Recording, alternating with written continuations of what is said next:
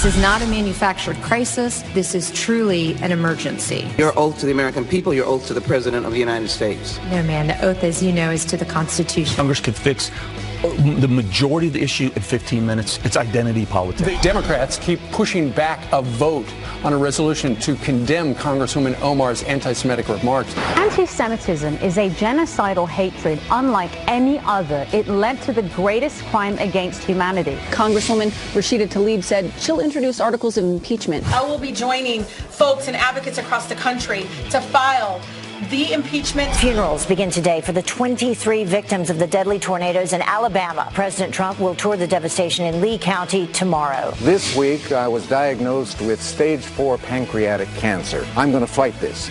Keep the faith. Overnight. Again? Yeah. So, is your wife Ash going to sleep in the car? That was between us. That was okay, a secret. Depends on the night. Yeah. All right. Anyway, thank you very much for joining us. Listen, our top story: 1 million illegal arrivals are expected at our southern border this year. Yeah, a million. Pretty shocking. That shocking claim from Homeland Security Secretary Kristen Nielsen. Griff Jenkins is live in Washington. Those numbers are not new to him, with more on the fierce backlash from Democrats who called the president's emergency declaration fake. Like those caravans, they're never going to reach the border, right, Griff? That's right, yeah. Good morning, guys. The chairman of that Homeland Security Committee, Benny Thompson, says there's no emergency, calling it non-existent. And boy, did he grill Secretary Nielsen. Watch. We still using cages. CBP never purposely put a child in a cage if you mean a cage like this. Purposely or whatever, are we putting children in cages as of today? Children are processed at the border facility stations that you've been at. Some of them. And I've seen the cages. I just want you to admit that the cages exist. Sir, they're not cages. But in her testimony, Nielsen painted a troubling picture of what's to come.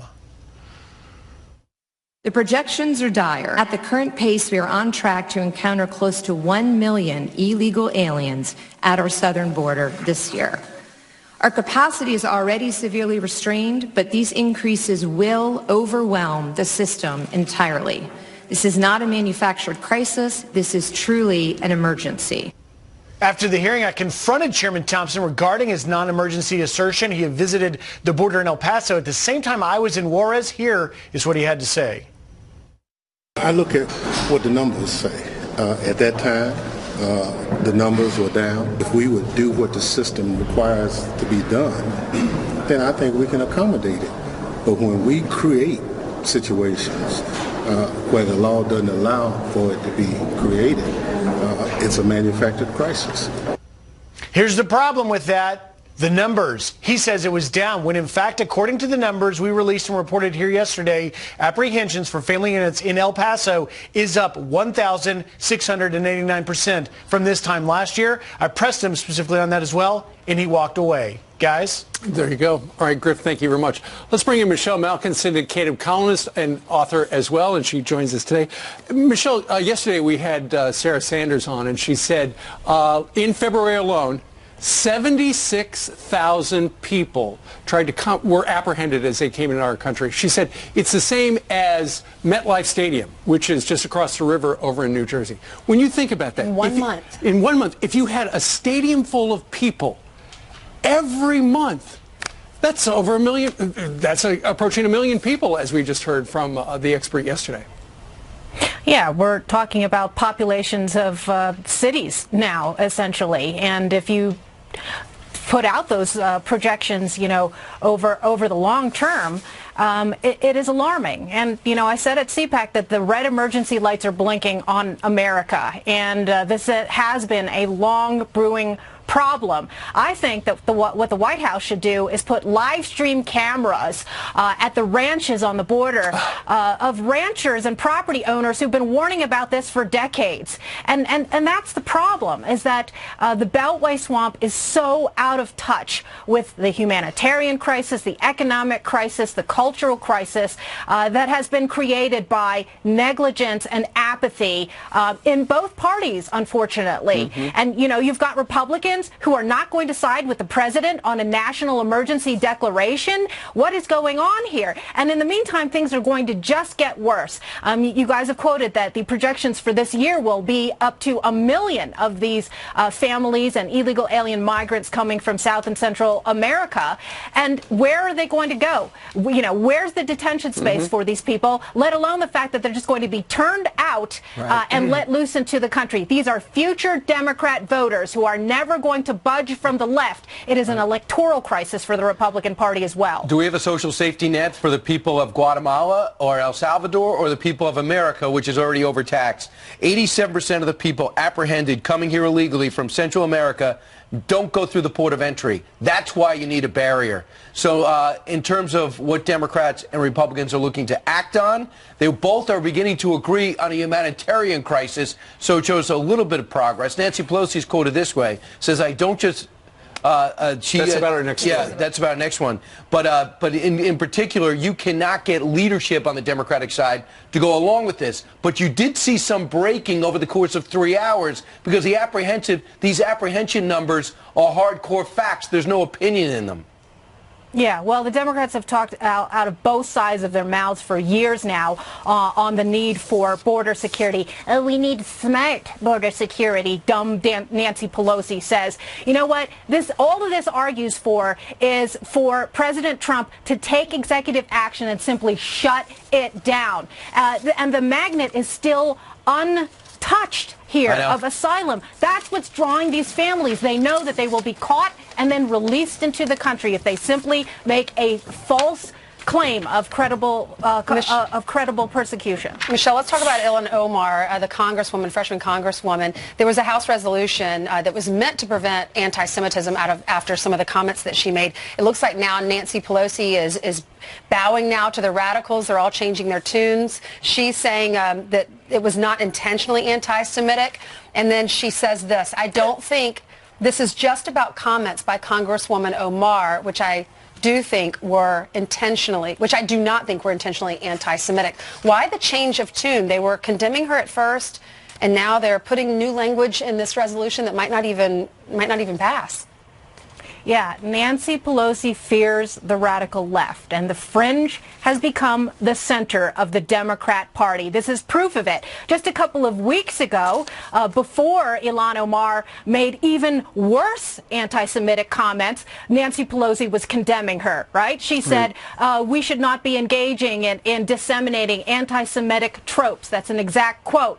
And so what did Ilhan Omar do? She put even more of those tropes out there, and now Nancy Pelosi's argument is that this is inadvertent anti-Semitism, inadvertent hate. Can you imagine if Republicans made this argument that oopsie, that it was accidental racism and anti-Semitism? It's flabbergasting. Well, Michelle, when you look at how the Republicans handled some extraordinary comments made by Steve King, the Republican from Iowa, about white supremacy, they kicked him off all of his committees. And now Republicans are saying, hey, there's a double standard here. You've got this freshman member of the incoming class, and she has said some things that deserve to get her kicked off the committees, and yet Nancy Pelosi is standing by her.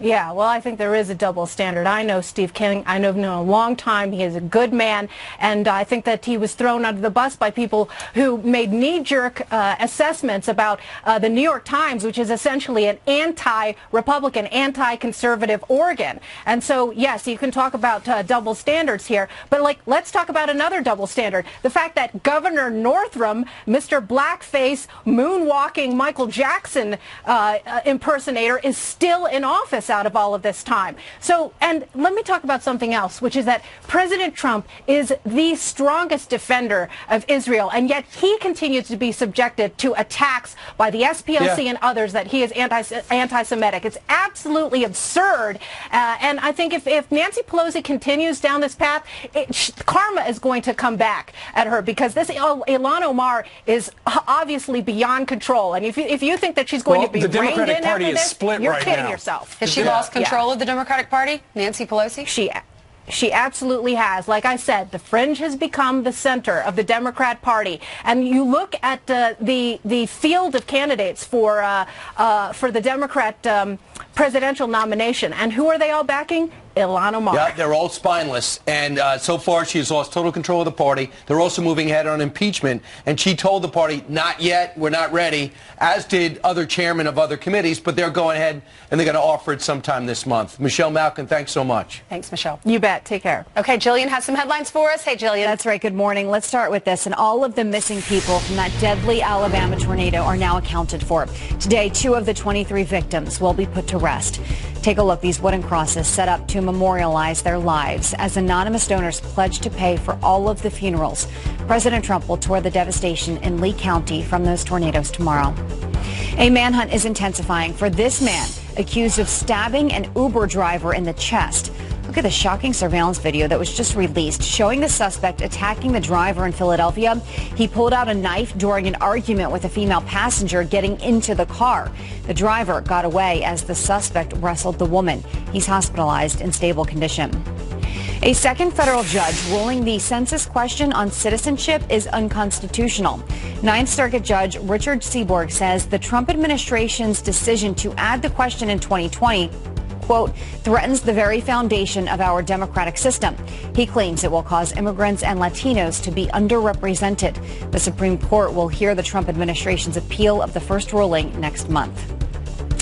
Well, the Chicago Bears just signed a kicker named Blewett to replace one who really blew it. Free agent Chris Blewett has no NFL experience, but the kicking job is open in Chicago after Cody Parkey capped off his only season with the Bears by missing this field goal against the Philadelphia Eagles, knocking his team out of the playoffs. The Bears are expected to release Parkey. God, so you still look at that and you're like, oh, like you feel for him. Yeah, even though you're a Philly fan. I know.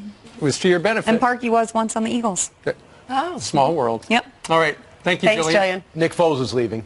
I know you're upset by that. I know. 12 minutes now after the hour. President Trump just scrapped an Obama-era rule on drone strikes. The big change coming to the battlefield. And Alex Trebek with a stunning, sad announcement. He has stage 4 pancreatic cancer.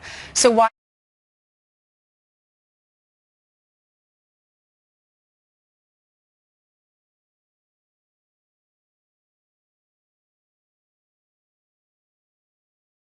Because under the terms of my contract, I have to host Jeopardy for 3 more years. So help me. Keep the faith, and we'll win. We'll get it done. No tears. That would be hard to make that announcement.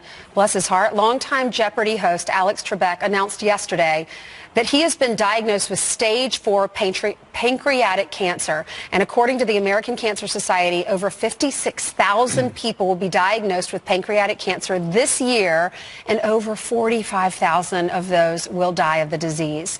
Fox News medical contributor Dr. Mark Siegel joins us now to talk about it. Dr. Siegel, gosh, this just breaks your heart. We all know people with cancer. Most of us know someone with pancreatic cancer, and the survival rate is not good. Why is that?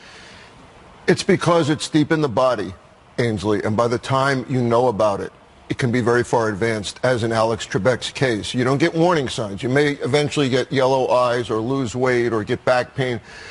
By the time that happens, it's at least 50% of the time already advanced. And we're just starting to really figure it out and to learn treatments for it. There's something coming out that's called Precision Promise this year, where people are going to get into clinical trials. We're going to figure out their genetic signatures. Everybody has a different kind of cancer. We're going to personalize treatments. That's going to start to make a difference, but it's really just the beginning. It's a very, very tough diagnosis. Most men and women after a certain age have their annual physicals, and we test for things like this. Can this be tested for? There's some proteins, but not yet where we can really tell, unless we're doing a CAT scan on everyone, which we're not going to do. But we have warning signs. People that smoke are at risk. People that drink too much that are at risk. People that are overweight, that have family histories. These are the people we're really looking at to see if they could be at risk. Now, I also believe, of course, as Alex Trebek, very positive attitude. I believe in the power of prayer in a situation like this. Yeah, I mean, 3% of those diagnosed with pancreatic cancer survive more than 5 years, right? So they're 3%. Numbers are low, but someone's got to survive. Well, if you catch it early, you can actually do a curative surgery. But again, catching it early is very, very hard. I believe in medical miracles, in mind over matter. And I'll tell you one thing, with his attitude, he's at very least, studies have shown, going to stay healthy for a lot longer than if he wasn't looking at it this way. Really, I want to get that those really matters. I want to get those 3 years in, he says. And I wouldn't bet against him. I think that power of positive thinking and prayer really helps a lot. What was your reaction when you heard this news? Well, I was shocked, as everyone was, because he looked so healthy. But, of course, this is how it happens. One day you're fine, and the next day, bam, you have a death sentence. And I'll tell you, it's a wake-up call for everyone out there to enjoy their lives, to get everything possibly positive they can, to love each other, and to never take anything for granted. On average, how long do someone with stage 4 pancreatic cancer have to live? Unfortunately, it's only a matter of a year and a half usually. That's on average. It can be less, it can be more, but that's a very, very tough sentence to get. It's one of our worst cancers, one of our most deadly, but there's an incredible amount of effort going into it right now to say, where are the mutations? How can I target this? Can immunotherapy work? Can genetic treatment work? Things we've had great advances for other cancers, we're finally starting to bring into play for pancreatic cancer, and I predict, and as you pointed out, we're going to be able to diagnose it earlier. We're going to get better tests for finding the abnormal proteins.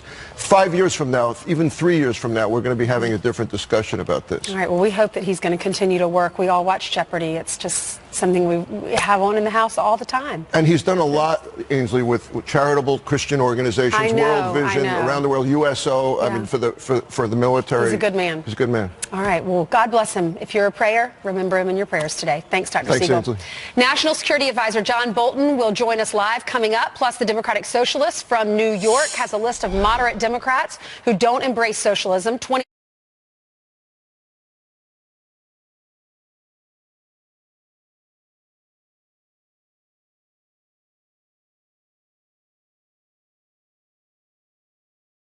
Time for your news by the numbers. First up, $15 an hour. That is the proposed federal minimum wage now heading to the House floor. Democrats just helped vote the bill out of committee. The federal minimum wage is currently $7.25, so it was almost double. Next, 390. That's how many stores Family Dollar is closing this year. They blame it on slow holiday sales and falling Dollar Tree stocks since their merger in 2015. Family Dollar is also rebranding 200 stores as Dollar Tree. Look for that. And finally, $0. That's how much you can get a Frosty or Junior Bacon Cheeseburger for at Wendy's. This is too good to be true. Fast food chain is offering the freebies on their mobile app through March the 16th. You just need to buy one thing off the menu, and then you either get the Frosty or the Junior Bacon Burger. At Wendy's, Brian. All right, Steve, we'll focus on that later. For now, let's talk politics. As the politics move left, and has so many on the Democratic side move to that left, I'm joined by a 2020 presidential candidate who says socialism is not the answer. Former Maryland Congressman and self-made success story, John Delaney, joins us right now. John, great to see you. Great. Thanks for having me, Brian. What made you want to run? I think the central issue facing this country is how divided we are. So I want to be the president that brings us together, starts solving problems, and lays out a vision for the kind of future we can build together. And that's why I'm running for president. When you have Cory Booker and Kamala Harris, when you have Bernie Sanders, all talking about the need for more spending, more social programs, and Bernie Sanders embracing socialism, does John Delaney embrace socialism? I don't embrace socialism. I think the genius of America in many ways is that we've embraced capitalism and all of its power to innovate and create jobs, but we moderated it with strong social programs, right? So I think it's a bit of a false choice. And what we haven't done in the last several decades, in my opinion, is build the kind of programs we need to ensure that capitalism really serves the interest of all Americans. And that's what we have to get back to. We don't have to throw our model out the window. We just have to, in many ways, recommit to our model, right, which is letting capitalism innovate. Right, it's the greatest innovation machine ever, but also making sure that our citizens are prepared for the disruptive effect of capitalism, whether that be the social safety net, investing in our public schools so they get the kind of education they need to succeed in a world that's changing. Governor Hickenlooper might be in your lane, maybe in some issues Amy Klobuchar. Everybody else is way left, and a lot of them are taking their cues from the author of the new Green Deal, Alexandria Ocasio-Cortez. She says this: I didn't say they were putting themselves on a list for primaries when she was asked about if you don't start going along with some of my programs, I'm going to put you on a list and primary you.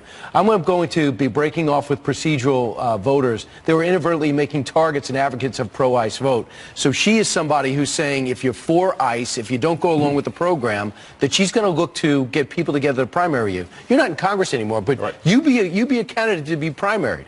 Well, I do think getting rid of ICE is bad policy, right? So I can't really comment on what's going on in the House now. I'm not in the House anymore. I didn't run for re-election so that I could dedicate myself fully.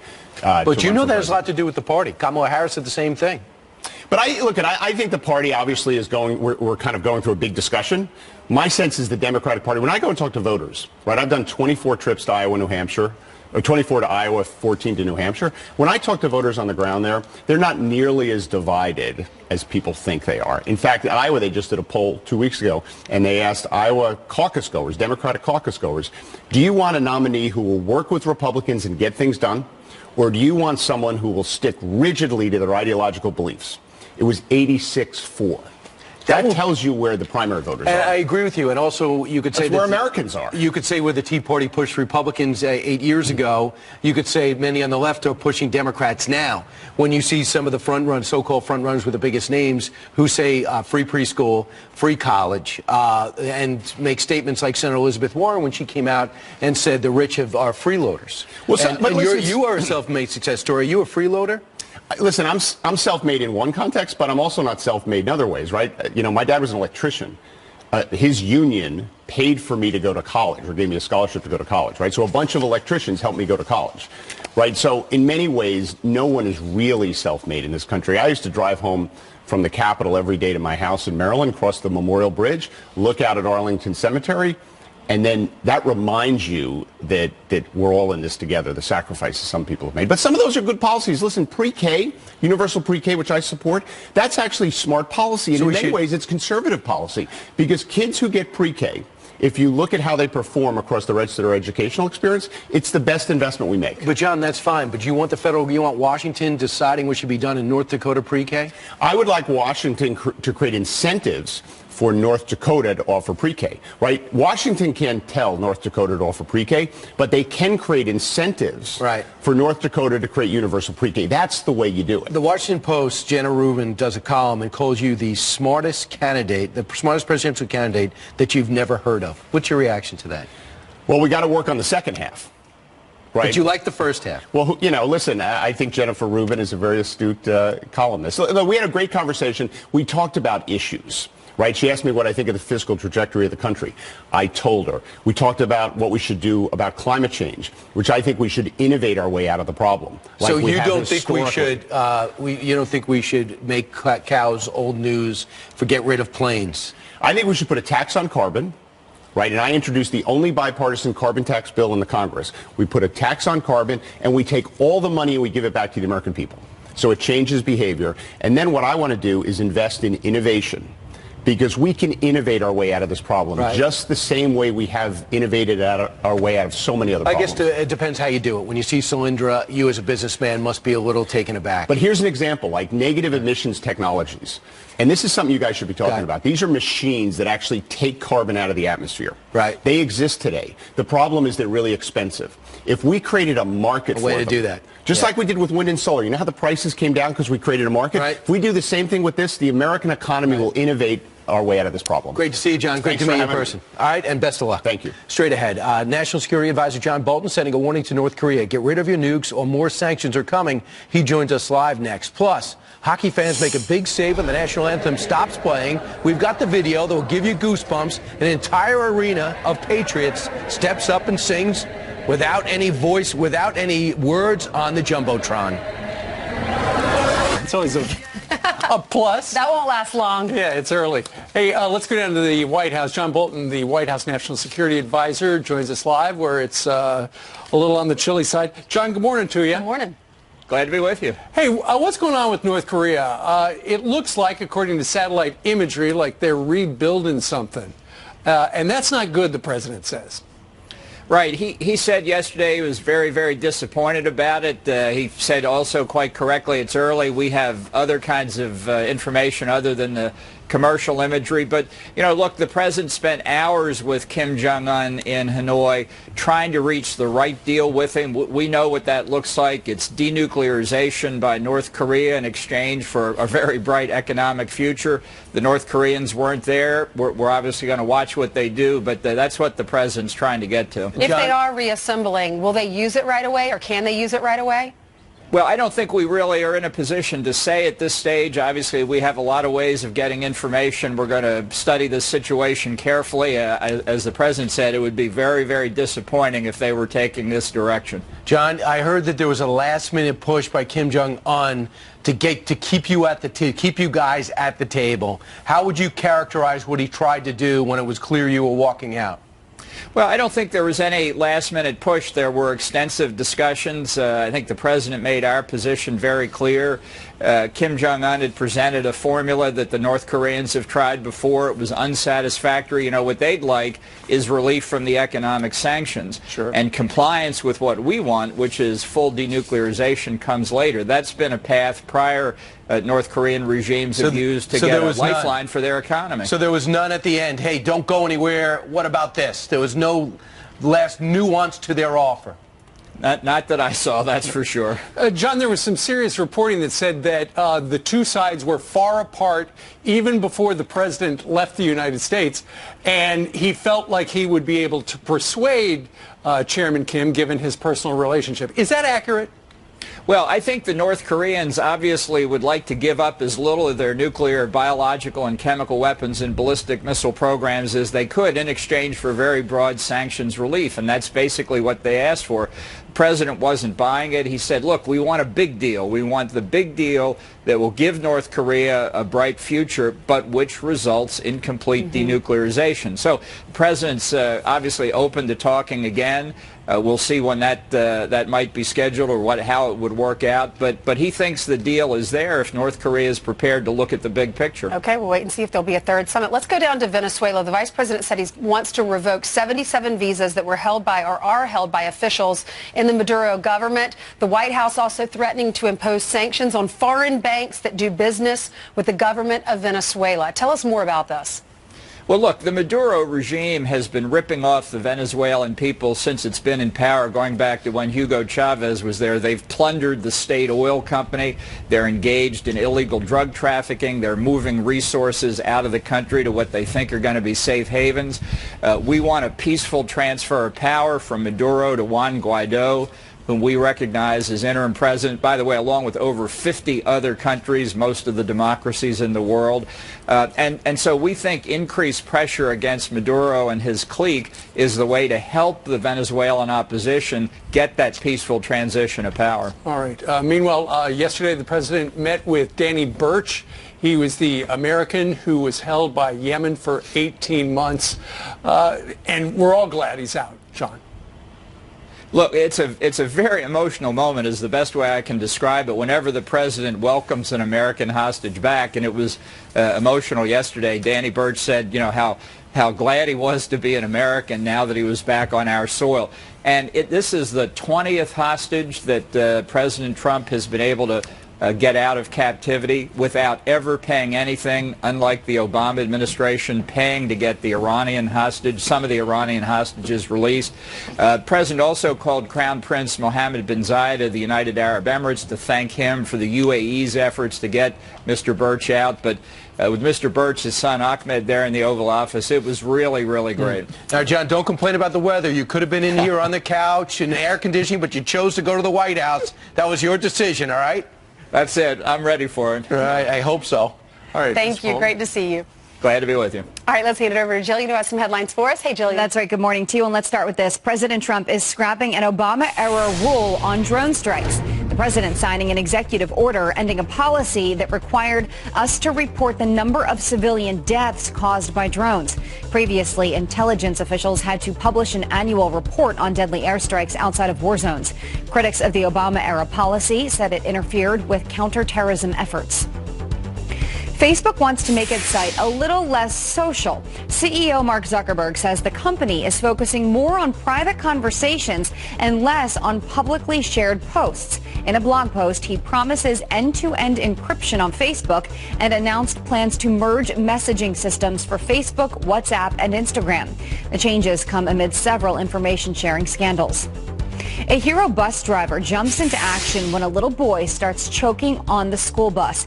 Carolyn Gehring rushing to save second grader Alan Lovegreen. She gave him the Heimlich maneuver, possibly saving his life. I just couldn't breathe. I was scared. I saw like terror in his face. He was, and I turned around and he goes, "Alan's choking."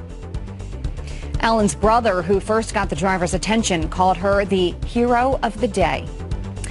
An incredible moment at a high school hockey game. The recording of the national anthem stopped, and this happened next.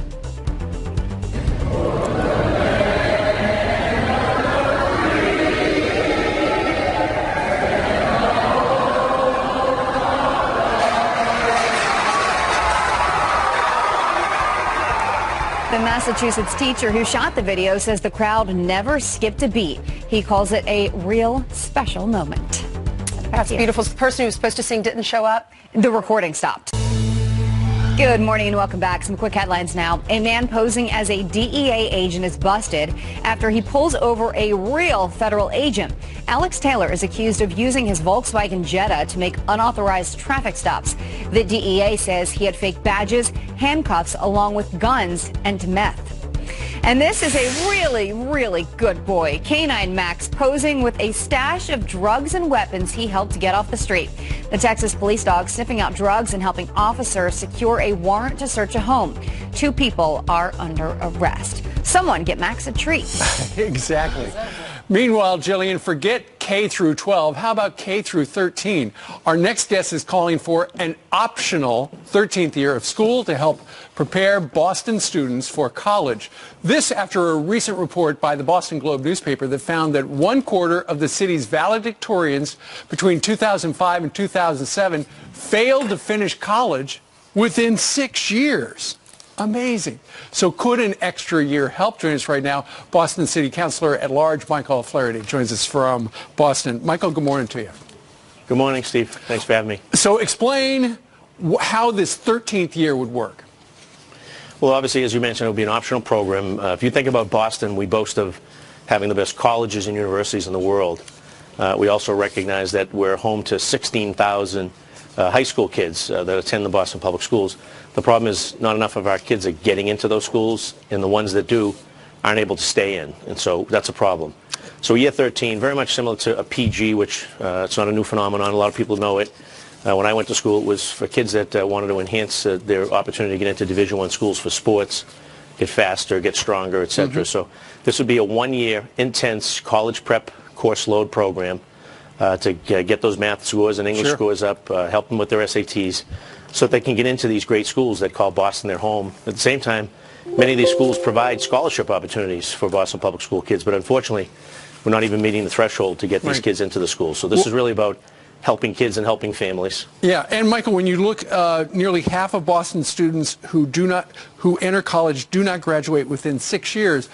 Obviously, the 13th year would be great, and it sounds terrific, but how are you going to pay for it?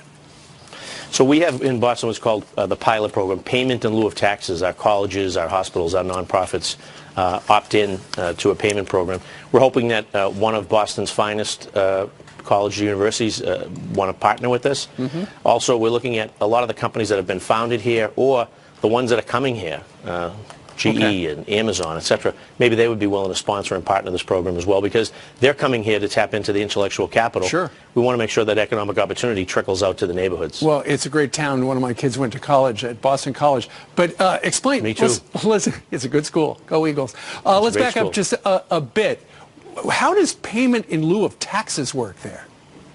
So college universities, you know, they don't pay taxes because they're considered to be nonprofit institutions. So they opt in and they voluntarily cut a check basically to the city in lieu of services. So if you just think about whether it's 911 or trash collection, public safety, public works, etc. We're getting pennies on the dollar from our university. So this will be a great opportunity for them to partner with us, give back to the great city that hosts them. Well, the great city of Boston, their public schools put out this statement. Michael, Boston Public Schools officials are reviewing the hearing order. We are always open to ideas on how to provide better outcomes for the 55,000 students we serve, and we are happy to listen to feedback from elected officials and community members to engage in a productive dialogue. I would imagine that parents are for this, but once again, it's how do we pay for it?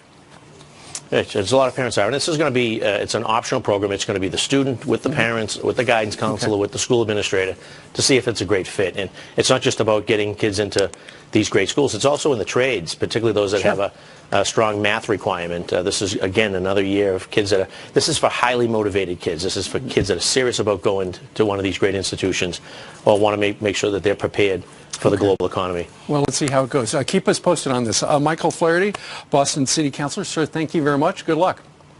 Thank you, Steve. Thanks for having me. You bet. Have a great day. You as well. All right. Meanwhile, about 10 minutes before the top of the hour, why are some Democrats launching so many investigations into President Trump? We have to make sure that this is not a dictatorship and that the rule of law is respected. Okay. Eric Trump, the son of the president, with reaction coming up very shortly. Plus, Taylor Swift is stepping back into politics. This is not a manufactured crisis. This is truly an emergency. Your oath to the American people, your oath to the President of the United States. No, man, the oath, as you know, is to the Constitution. Congress could fix the majority of the issue in 15 minutes. It's identity politics. The Democrats keep pushing back a vote on a resolution to condemn Congresswoman Omar's anti-Semitic remarks. Anti-Semitism is a genocidal hatred unlike any other. It led to the greatest crime against humanity. Congresswoman Rashida Tlaib said she'll introduce articles of impeachment. I will be joining folks and advocates across the country to file the impeachment. Funerals begin today for the 23 victims of the deadly tornadoes in Alabama. President Trump will tour the devastation in Lee County tomorrow. This week, I was diagnosed with stage 4 pancreatic cancer. I'm going to fight this. Keep the faith. Overnight. Again? Yeah. So, is your wife asking to sleep in the car? That was between us. That was a secret. Depends on the night. Yeah. All right. Anyway, thank you very much for joining us. Listen, our top story, 1 million illegal arrivals are expected at our southern border this year. Yeah, a million. Pretty shocking. That shocking claim from Homeland Security Secretary Kristen Nielsen. Griff Jenkins is live in Washington. Those numbers are not new to him, with more on the fierce backlash from Democrats who called the president's emergency declaration fake. Like those caravans. They're never going to reach the border, right, Griff? That's right. Yeah. Good morning, guys. The chairman of that Homeland Security Committee, Benny Thompson, says there's no emergency, calling it non-existent. And boy, did he grill Secretary Nielsen. Watch. We still using cages. CBP never purposely put a child in a cage if you need a cage like this. Purposely or whatever, are we putting children in cages as of today? Children are processed at the border facility stations that you've been at. Some of the And I've seen the cages. I just want you to admit that the cages exist. Sir, they're not cages. But in her testimony, Nielsen painted a troubling picture of what's to come. The projections are dire. At the current pace, we are on track to encounter close to 1 million illegal aliens at our southern border this year. Our capacity is already severely restrained, but these increases will overwhelm the system entirely. This is not a manufactured crisis. This is truly an emergency.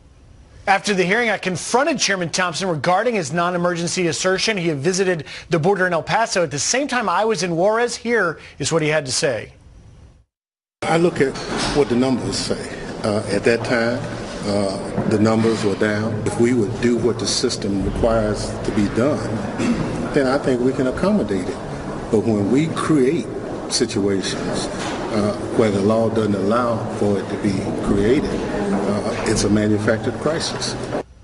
Here's the problem with that. The numbers. He says it was down when, in fact, according to the numbers we released and reported here yesterday, apprehensions for family units in El Paso is up 1,689% from this time last year. I pressed him specifically on that as well, and he walked away. Guys? There you go. All right, Griff, thank you very much. Let's bring in Michelle Malkin, syndicated columnist and author as well, and she joins us today.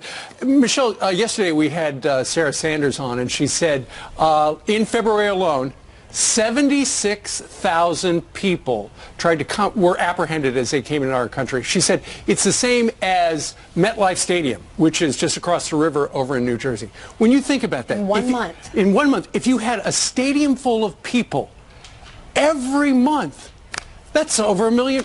That's approaching 1 million people, as we just heard from the expert yesterday. Yeah, we're talking about populations of cities now, essentially, and if you put out those projections, you know, over the long term, it is alarming. And, you know, I said at CPAC that the red emergency lights are blinking on America, and this has been a long brewing problem. I think that what the White House should do is put live stream cameras at the ranches on the border of ranchers and property owners who've been warning about this for decades. And that's the problem, is that the Beltway swamp is so out of touch with the humanitarian crisis, the economic crisis, the cultural crisis that has been created by negligence and apathy in both parties, unfortunately. And, you know, you've got Republicans who are not going to side with the president on a national emergency declaration. What is going on here? And in the meantime,